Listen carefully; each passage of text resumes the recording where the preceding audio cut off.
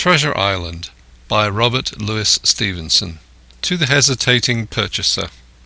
If sailor tales to sailor tunes, storm and adventure, heat and cold, if schooners, islands and maroons, and buccaneers and buried gold, and all the old romance retold, exactly in the ancient way, can please as me they pleased of old, the wiser youngsters of today, so be it, and fall on. If not, if studious youth no longer crave, his ancient appetites forgot, Kingston or Ballantyne the brave, or Cooper of the wood and wave, so be it also, and may I and all my pirates share the grave where these and their creations lie. To Lloyd Osbourne, an American gentleman in accordance with whose classic taste the following narrative has been designed. It is now in return for numerous delightful hours, and with the kindest wishes, dedicated by his affectionate friend, the author. Part 1. The Old Buccaneer. Chapter 1. At the Admiral Benbow.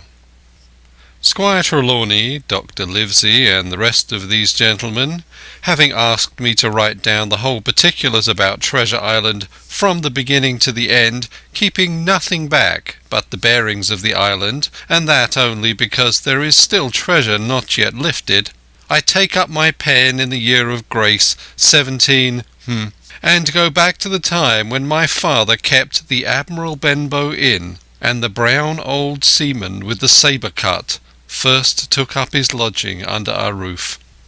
I remember him as if it were yesterday, as he came plodding to the inn door, his sea-chest following behind him in a hand-barrow.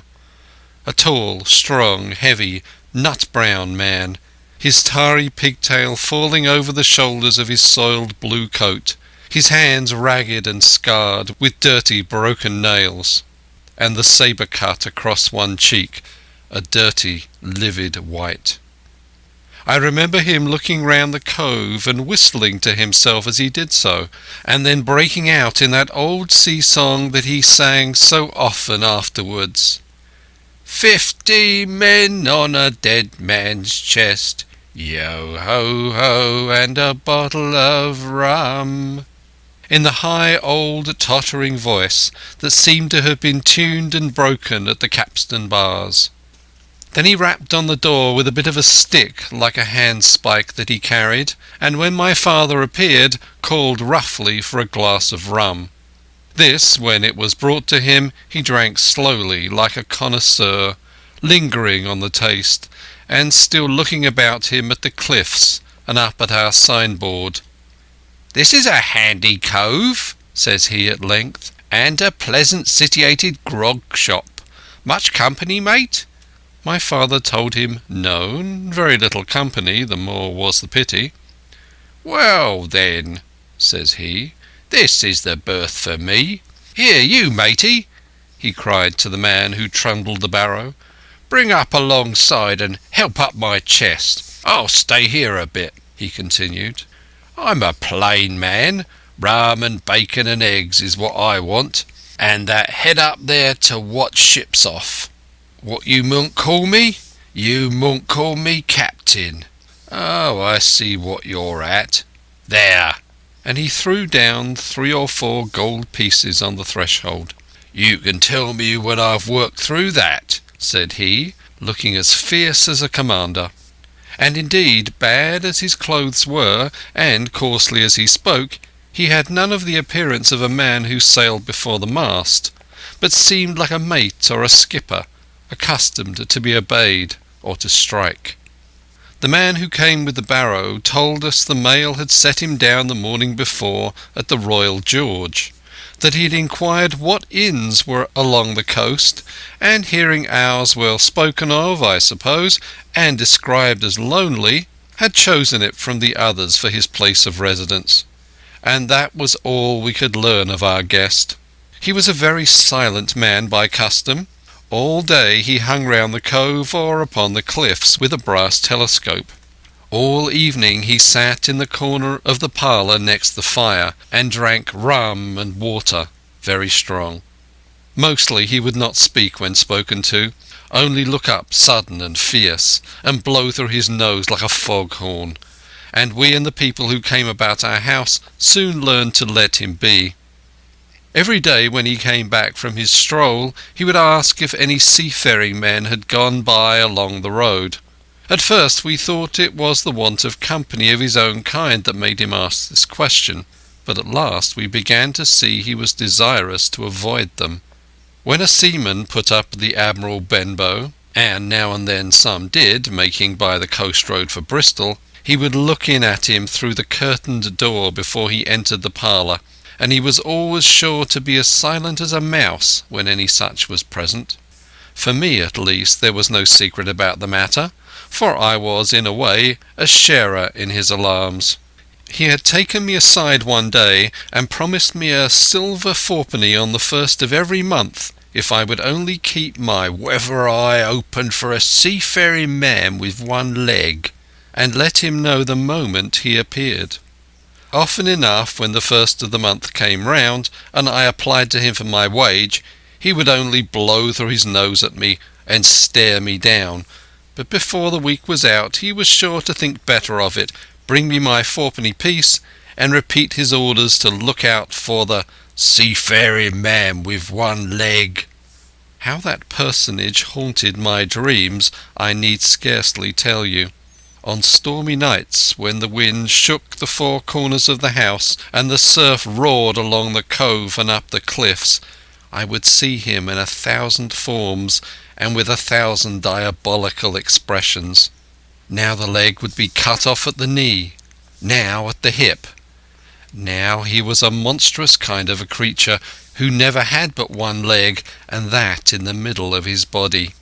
To see him leap and run and pursue me over the hedge and ditch was the worst of nightmares, and altogether I paid pretty dear for my monthly fourpenny piece in the shape of these abominable fantasies. But though I was so terrified by the idea of the seafaring man with one leg, I was far less afraid of the captain himself than anybody else who knew him. There were nights when he took a great deal more rum and water than his head would carry, and then he would sometimes sit and sing his wicked old wild sea-songs, minding nobody. But sometimes he would call for glasses round and force all the trembling company to listen to his stories or bear a chorus to his singing. Often I have heard the house shaking with yo-ho-ho and a bottle of rum, all the neighbours joining in for dear life with the fear of death upon them, and each singing louder than the other to avoid remark.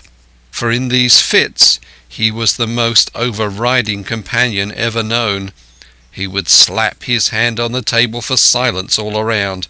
He would fly up in a passion of anger at a question, or sometimes because none was put, and so he judged the company was not following his story. Nor would he allow any one to leave the inn till he had drunk himself sleepy and reeled off to bed. His stories were what frightened people worst of all. Dreadful stories they were, about hanging and walking the plank, and storms at sea, and the dry Tortugas, and wild deeds and places on the Spanish Main. By his own account he must have lived his life among some of the wickedest men that God ever allowed upon the sea, and the language in which he told these stories shocked our plain country people almost as much as the crimes that he described. My father was always saying the inn would be ruined, for people would soon cease coming there to be tyrannized over and put down, and sent shivering to their beds. But I really believe his presence did us good. People were frightened at the time, but on looking back they rather liked it.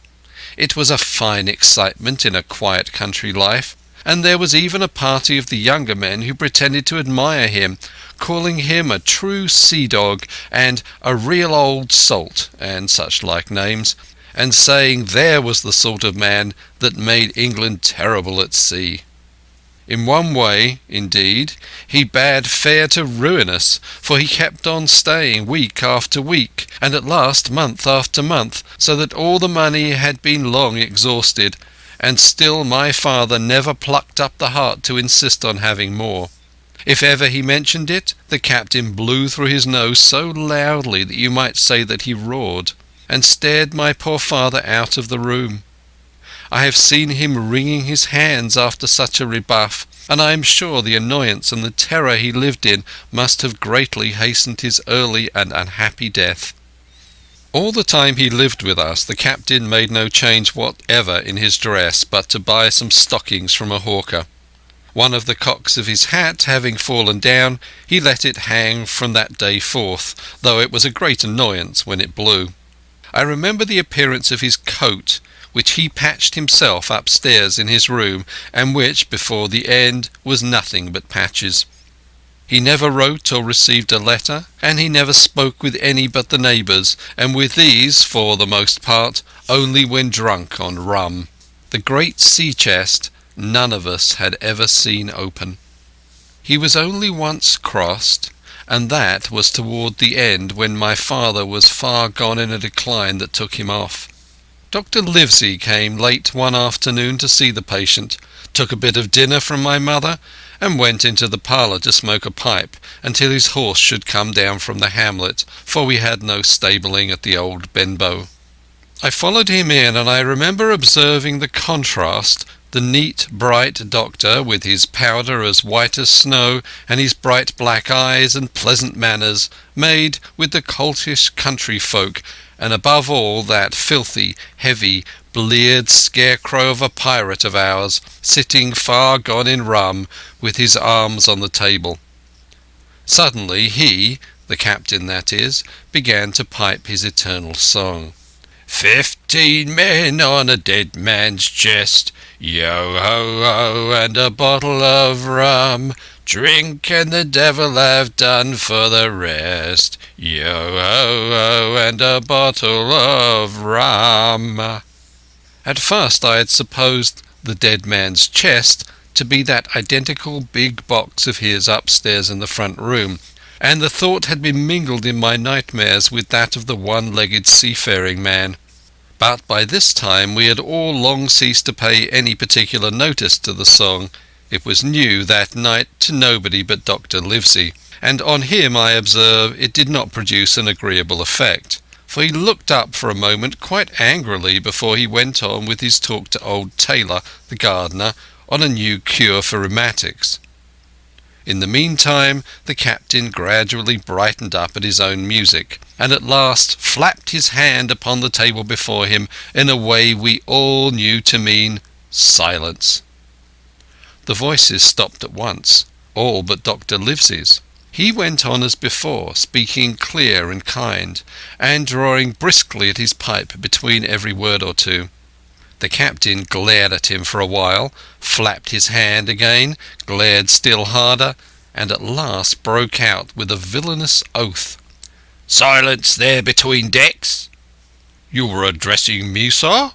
said the doctor, and when the ruffian had told him with another oath that this was so, replied, "I have only one thing to say to you, sir, that if you keep on drinking rum, the world will soon be quit of a very dirty scoundrel."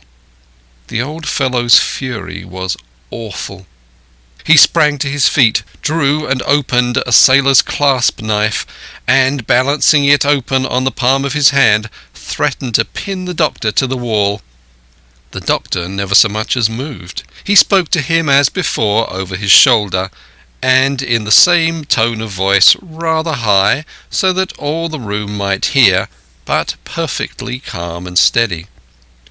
"If you do not put that knife this instant into your pocket, I promise, upon my honour, you shall hang at the next assizes."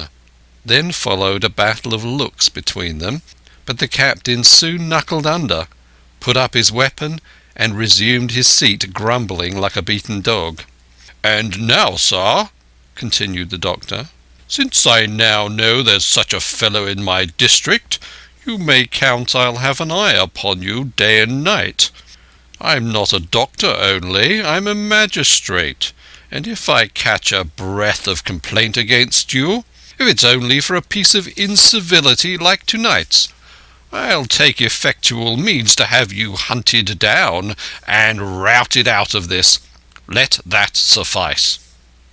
Soon after, Dr. Livesey's horse came to the door, and he rode away. But the captain held his peace that evening, and for many evenings to come. End of Chapter 1.